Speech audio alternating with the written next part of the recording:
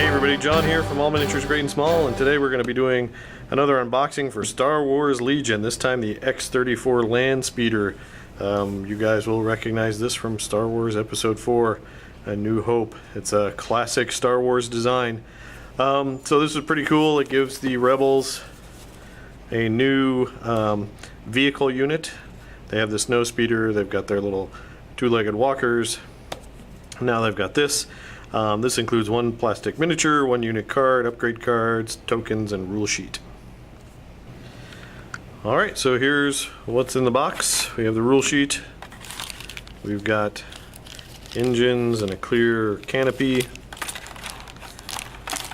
And we've got the tokens and cards. We've got the model itself, the plate stand, and the crew. So let's take a look at the model itself.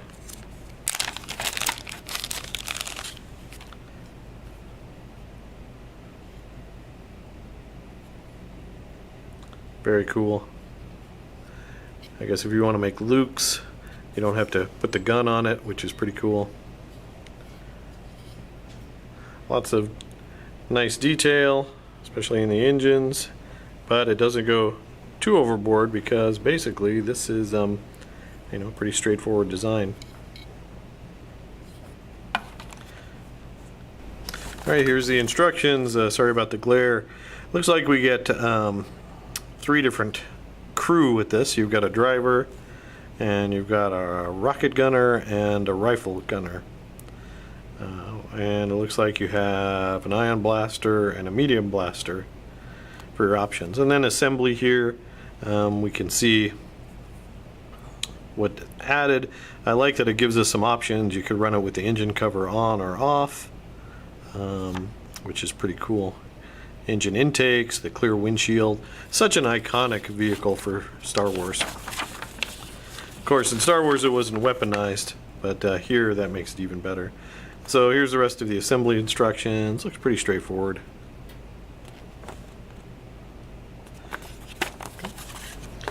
Alright, next up we have the card, 75 points. It's got Armor 2, Arsenal 3, Cover 1, Light Transport Open, so this is a transport vehicle.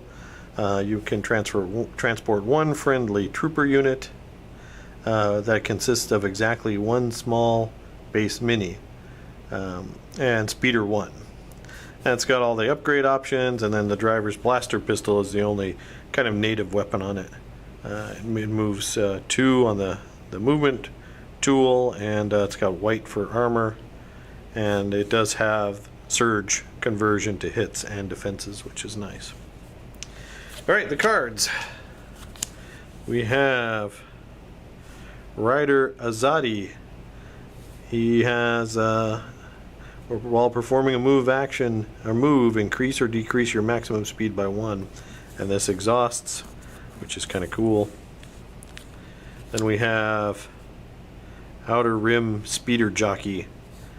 Repulsor vehicle only. You gain cover 1 while defending against ranged attacks. Improve your cover by 1. 10 points. Give yourself some good defensive.